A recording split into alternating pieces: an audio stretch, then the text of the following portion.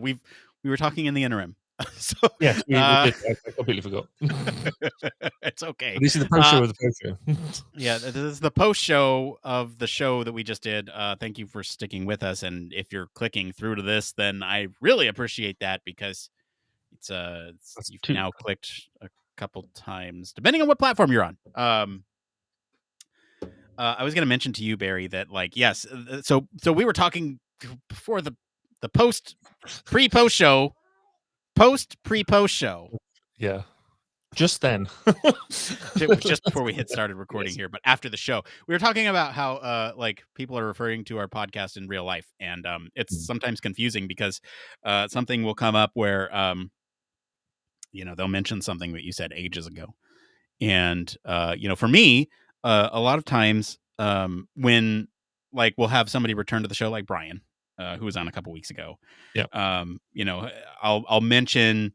It wasn't Brian that said this, but when somebody's been on the show for a while after they haven't been, I'll usually like call up what the last episode they were on and all that stuff, and they're like, "How do you remember that?" And I'm like, "I don't remember it. I look it up. I search through our website." And same thing with like topics, right? So if like that creativity one, I'll like go in and search and be like, creativity. I know we talked about it before, and it's like, oh yeah, no, we talked about it during this one, and you should go listen to that. So it's just a lot of me looking stuff up. But people, yes, on the street, well, not on the street. No, people, no one's coming up to me and go, oh, you're Nick Rome from Human Factors Cast. But at professional conferences and networking events, it happens. Yeah. Oh, yes. Can you still see? I just had to think. I realized we're not doing music. Working issues again. But no, I'm good. Ooh, well, I'm certainly glad that the it's. Oh, I was just going to say, I'm certainly glad that the network issues waited until after the show. Okay. No, I think for some reason, again, mine is dropping right down to, I've got a measly 3 out of 10. So we shall, if I disappear and that sort of stuff, then that's why. But, then it's my turn to pick up the slack. You are frozen on my screen, but I can hear you. So that's what I had before. That must mean that I'm probably going to fade away into nothing. You're moving beautifully on my screen. So that's great. I think we might need to contact Restream and say, what you're playing at. You're messing with us. What the hell?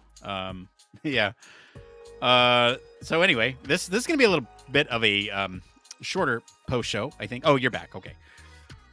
This is going to be a little bit short of a post show. I have something that I need to get to at 3:00 my time, which I know this is probably I don't know what this is. Probably 30 after for everyone watching, and we've had 17 minutes or 15 minutes, I guess, of 15 to 17 minutes of interruption issues between recordings. So just stick with us.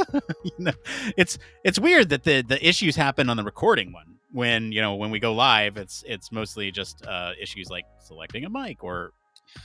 I wonder if they prioritize the streams differently. So if you're doing live and that, because it's primarily a restream service, therefore they probably prioritize that over. So this is why when I do my podcast recording, I use this as a studio. I don't do it live, right? And I notice that I get a lesser performance, or not quite as an optimum performance, shall we say? Interesting, yeah. But it's still, I still like the setup. I used it today to pre-record a bit for the CIHF conference next month. So yes, that's awesome. It's going to be exciting. Yeah, I'm talking a lot at that conference. Well, certainly the first day. Yeah. The first session is sustainability, and I think out of the 6 sessions I'm speaking, or my content is in at least 4 of them. Wow, look at that. It might as well just be called the Barry, the bit of Barry. It's I mean, it's an honor to have you on the show because it's been a while since I presented at a conference. It's been a long while. When did I last present? Oh no, I presented last year because I did my. So that was actually the bit of, there was a combination of things that kickstarted this idea of climate ergonomics. I published a paper on public perception of air pollution and around that, and then the the institute lecture was by a lady called Professor Sarah Sharples, and she basically turned around and said, "Why are we not taking human factors and taking it to the next level? Why are we not solving bigger problems?" And that's when I was like, "Wait, whoa, hold on a second. The biggest problem we face is climate change. Right. Why can we not apply human factors to that?" And suddenly I was sat there with a glass of wine, if I'm honest, and just went ding, and that sort of made me invest a shed load of money. I had brief calculations of how much money I've invested in climate ergonomics, as a company, because obviously we've done it all pro bono. We've just done it, and I realized how much we've sunk into it. And I'm like, oh, this better work. It's better be the right thing. It better save the world, otherwise, yeah, okay. Yeah, but it's all good. I hope you save the world. Well, could do something. Yeah, I think. So it depends on what you consider presenting at a conference, because 2018 was the last time that I was at HFES physically. Mm-hmm. And we had, like I said, I keep mentioning this, but we had like a podcast booth with high visibility. I would technically consider that, like, we weren't in the tracks or anything, and it wasn't research, but it was. Oh, you were there. We were presenting a show for, people could stop by, and we had speakers, and everyone could hear. We had something like 21 interviews in 4 days or something like that. That's cool. It was a lot, and so I would consider that sort of presenting. But if you don't consider that, then I guess the last time that I had a paper at a conference was 2016.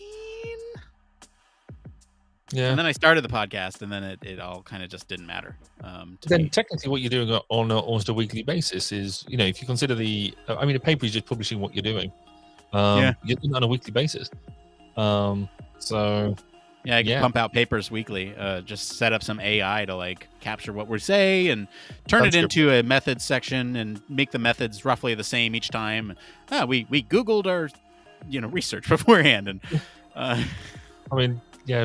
the rapid justification of article embodiment, but using online search algorithms. There we go. Wow, look at you. I know. Can you just write that up for me now? And we'll co-author it, and it's a done thing. Do you think we could make a paper on human factors cast, like the communication of human factors concepts through digital media or something like that? Yeah, absolutely, we should. I think in fact, yes, we should. We could almost do it as an ethnographic study. Ooh. I think that is right. Yes, it is. Yeah, it would be, wouldn't it? If you we do have some descriptive stats on who listens to the show. But because we've got two different podcasts that take two different approaches. Right. Because you've got yours that takes weekly news, and you're very dependent on what happens in order for us to, and what the patrons and the Twitter people select for us to do. So that's very selective. I take a different approach, which is all about people. Selecting individual people and talking about them. And so that's smashing both of them. So they're two lenses onto basically the same thing. And how do you show success from that? Well, we've got the, like say, you've got the stats of listenership and that, growth, and we've got that on both sides. And the fact that we're encouraging collaboration. The fact that we've now got, I think we're in the final stages of, in fact, I know we are. It's pretty much there of sort of Chris Reed come for an interview, and we've had Tony Andre on for an interview. That wouldn't have happened without our collaboration. Right. Exactly. So, yeah. And we're also cross cultural, cross continental, worldwide audience. It's interesting. We could certainly talk a lot about that stuff. And this is possibly in poor taste, but we could talk about the next stage of the UK-US special relationship, and that's what we should call, because we both got a background in defence, and it sort of brings, and it would just be an interesting play on that. So I think we go for something like that around the title, and could you do to cement that? Could we do a joint submission to both CIHF and HFES? I wonder. For the same, or could you do some sort of mashup? I don't know how that would work, but that could be really clever. We could do two different papers too. We could do hey, here's the study of human factors cast. Here's the study of the Human Factors podcast, Bubble 2, and then we could do a combination of the both, mashup. and say focus on the collaboration effort between the two podcasts and how it's grown since. That's true. Yes, we can make 3 papers out of this thing. There's studies and all sorts out of that. That sounds like a plan. Given the stats are just going to be there, then we can just use them. We don't have to worry too much about them. Right. Even better, we could get some of the people from the lab to like write it up as a get them to write the paper, put our names on it. Jobs are good. Exactly. Put them in the acknowledgments section and call it done. Because that's how it works, right? No, I'd want to include them and be like, what kind of interesting things can you contribute to this? Because that's what a good mentor does. Yes. It was quite interesting, and I think he won't be listening to this bit anyway, so I can say that. So, one of my guys who works for me, he's been contributing an awful lot. He's way more. So he's just been awarded his PhD, which is amazing. But his academic rigor is really good. He's precision to detail. So one of the first papers we did this year was for the Australian Ergonomic Society, which was basically the methods that we'd used to underpin the climate ergonomic stuff. So we held some roundtable events, blah blah blah.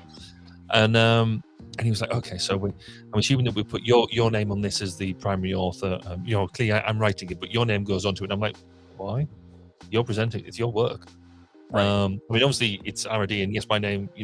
We worked on it together, so I quite like my name on there somewhere. But dude, you're the primary author. You did the heavy lifting. So crack on. Oh, but you're like the boss. Shouldn't you be doing that? I'm like, no, that's not the way it works. And he just seemed really shocked, and I was like, well, isn't that the way it is? Oh no. Well, there's like academic shorthand, right? So like the last author is typically the PI or whatever. Yeah. And so like, that has its own level of prestige associated with it. The first name is the primary author, the person who actually like, did the research. And then, everyone else is kind of who contributed to thoughts, ideas, and methodology and all that stuff in between, but maybe isn't, the PI or the person who thought of it, so like there's shorthands, and, the rules of academic papers are so, I don't know.